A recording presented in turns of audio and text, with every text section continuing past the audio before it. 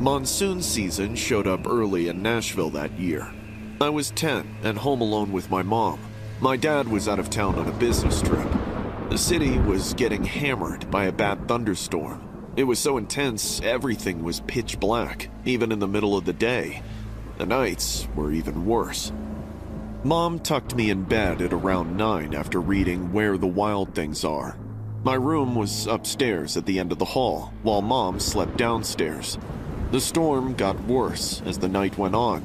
I could hear the rain pounding against my window and thunder getting louder and closer. I'm not usually scared of storms, but this one felt different and heavier. Around midnight, I woke up to this violent crack of thunder that literally shook the whole house and made my bed vibrate. "Mom?" I called out, clutching my pillow. My heart was pounding like crazy. I had this creepy feeling like something awful was going to happen. I got out of bed, opened my door, and stepped into the hallway, and immediately went weird. The house felt different. I went over to the stairs and peeked into the living room. The streetlight outside was shining through the window, illuminating just enough to see. And what I saw totally made my gut wrench. The living room was a wreck. Our couch was ripped open, with stuffing spilling out everywhere, like someone had taken a knife to it. There were deep stab marks in the cushions. The coffee table was knocked over and a lamp was broken on the floor, and the front door was hanging open slightly, but enough to see that the lock was broken. Muddy boot prints tracked across the floor from the door to the hallway. Someone had been inside. I stood there, frozen. I couldn't move or breathe. I really wanted to see Mom, so I snuck down the stairs as quietly as I could. I got to her bedroom door. It was shut. I slowly pushed it open. There was a little blue nightlight plugged in. It was dim, but I could see. Mom was in bed, lying on her side, facing away from the door. Mom! Mom! Wake up! Someone's in our house! She didn't respond. I took a step closer. Mom, please wake up! I went around the bed to see her face. That's when I saw something in the corner of the room. It looked like a guy was crouched down right next to the bed, like he'd been hiding there the whole time. As soon as I saw him, he slowly stood up and unfolded from the darkness. He was tall and thin, and he stared at me. My breathing picked up, and my heart raced. My brain had gone numb, and I didn't know what I should do. I waited for him to come screaming at me or my mom to get up, but neither made a move. Suddenly, a wet choking sound echoed through the silence. I flinched and turned back to my mom. Her body jerked a little as blood bubbled out of her mouth. Mom! I screamed. I ran to the light switch and slammed it on. The room exploded into bright light, and I saw everything. A knife was buried deep in her stomach. Her shirt was soaked with blood. Her eyes were open but empty and staring at nothing. That choking sound had been her last breath. I looked back at the corner. The man was still there and staring. Before he could even take a step forward, I screamed and bolted out of the room and out the front door into the street, screaming for help. A neighbor heard me and called 911. I don't remember much after that. Everything went black. I woke up in a hospital bed. There were police officers in my room asking me questions. What happened? What did I see? I told them everything I remembered. They wrote it all down and asked me to describe the man. I tried, but I couldn't remember his face, except that he was tall and thin, and that he had these bony hands, and that he stared at me without saying anything. The police told me they'd searched the house, but couldn't find him. He'd left through the back door. They found more muddy footprints leading out to the backyard. They were searching the area and looking for him, but they never found him or caught him. He just disappeared into the night, like he was never there. Except my mom was dead, so I knew he was real, and knew it wasn't a nightmare, even though I wished it was. Dad moved cities a month after the funeral. He has hired people who go on those trips. He hardly ever leaves me alone. I can't sleep in my own room anymore, and I sleep with Dad with all the lights on, because every time I close my eyes, I see that man standing in the corner and see him unfolding from the darkness. I see my mom's eyes staring at nothing, and I hear that choking sound. I fall apart all the time and tell my dad I wish the guy had killed me too. He said that act of mercy is the only reason he's still alive. The police said it was probably a robbery gone wrong, and that he broke in thinking nobody was home, that he panicked when my mom woke up and killed her. But I don't think that's true, because he had time to run when he heard me coming and had time to escape. But he stayed and hid in the corner and waited for me to find him. What did he accomplish by destroying our whole world?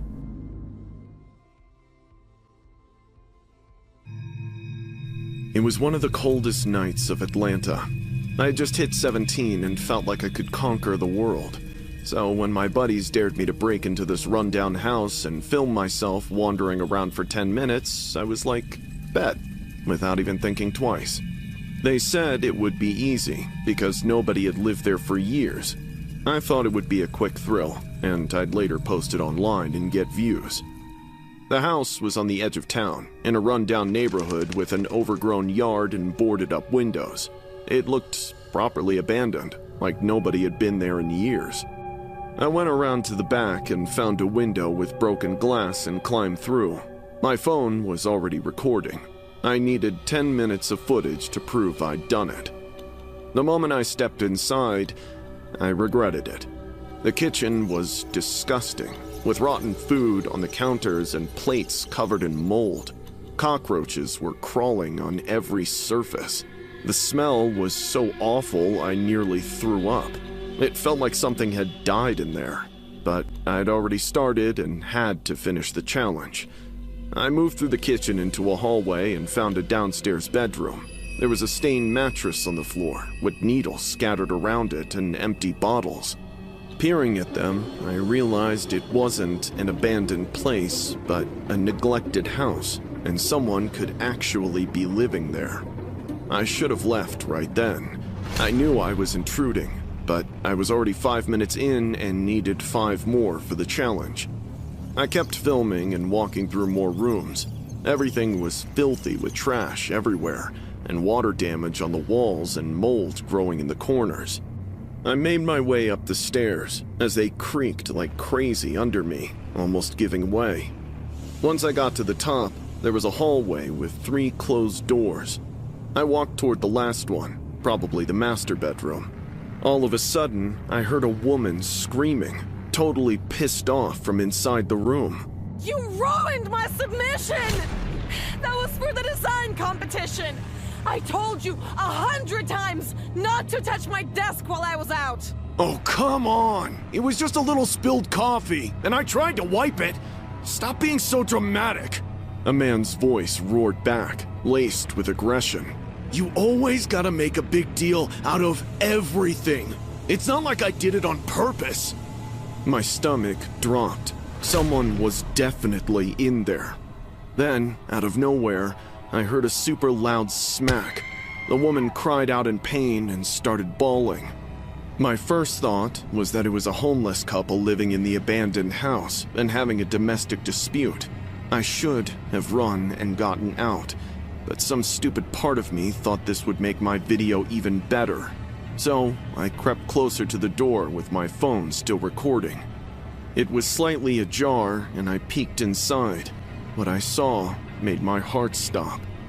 The guy was just standing there in front of the mirror, wearing only his boxers. His face was a mess, caked with thick, smudged makeup.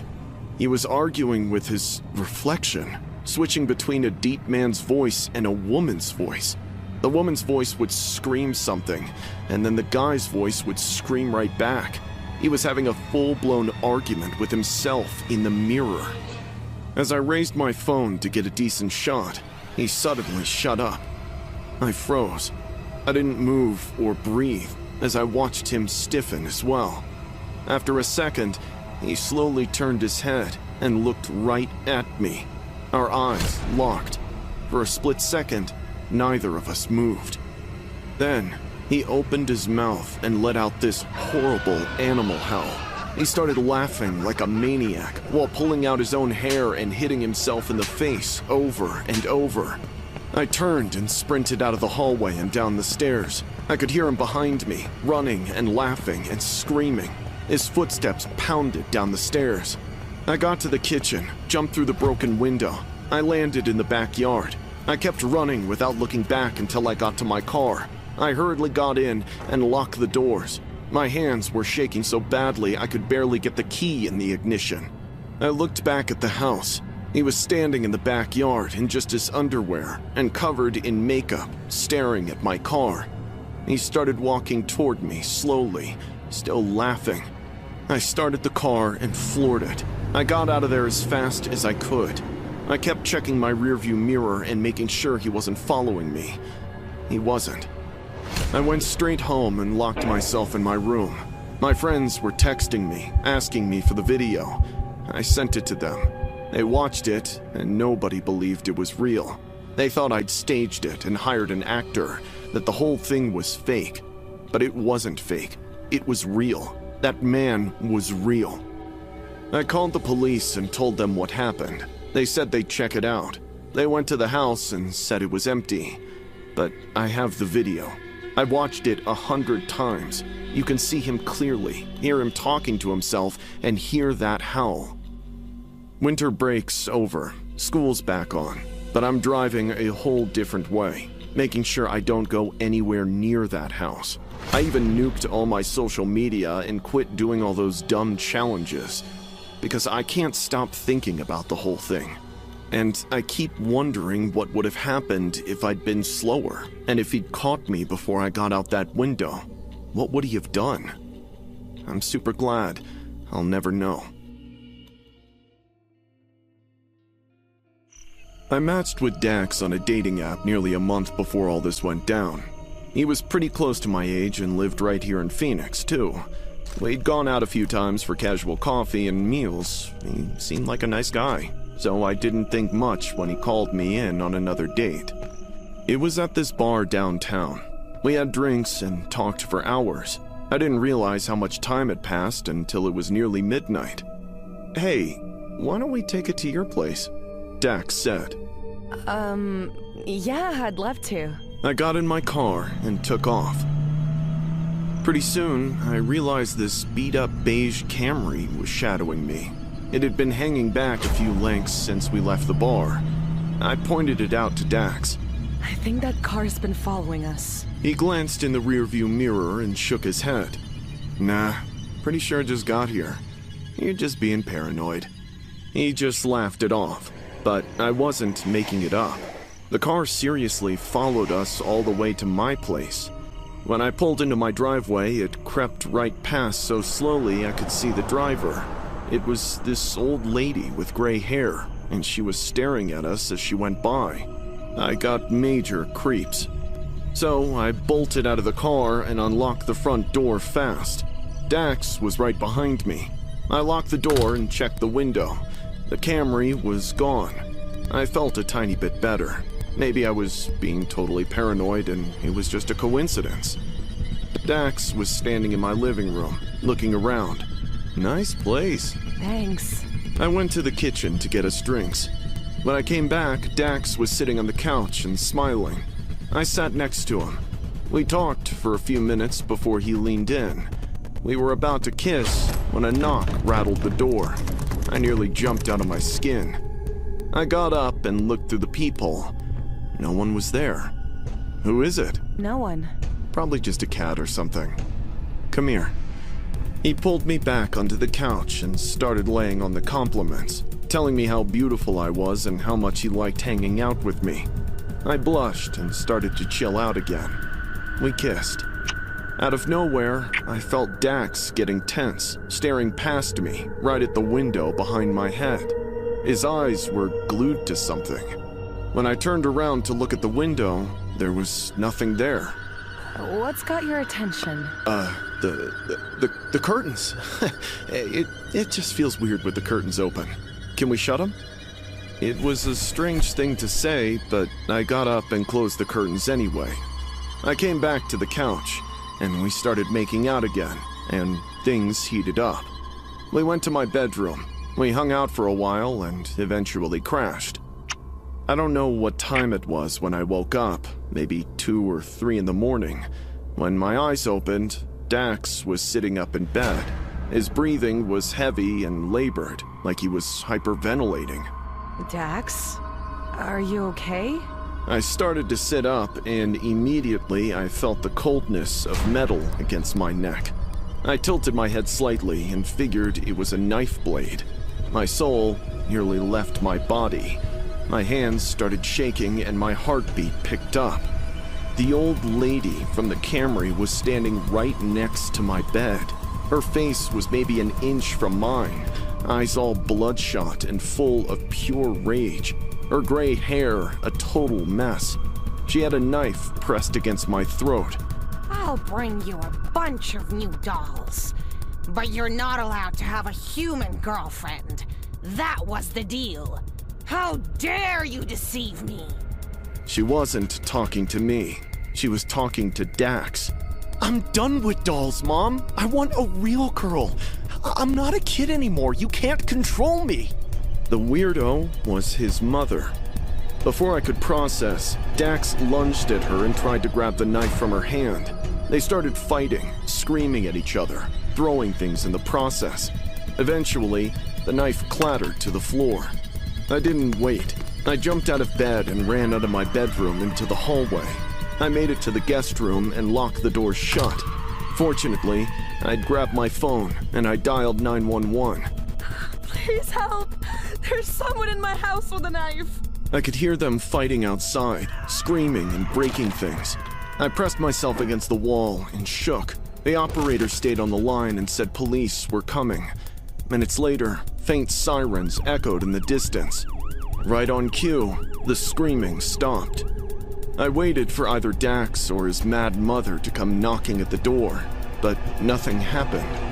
Eventually, police cars pulled outside. I slowly unlocked the door and checked the surroundings through the crack before dashing downstairs. 3 officers were searching. They're gone. The front door was wide open. They'd both run. Police searched the area but never found them or the Camry. Dax's dating profile was deleted, and his social media was gone. He'd blocked my number. I moved out the following week.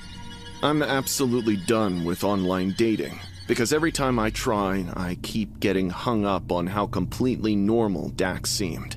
Like, it never once hit me that he was messing with my head the whole time. He knew his mother was a psycho lurking in the bushes, and he made me shut the blinds. And I wonder if I was just another girl in a long line, another person who almost became a victim of whatever sick relationship they had. I'm just grateful I got out alive.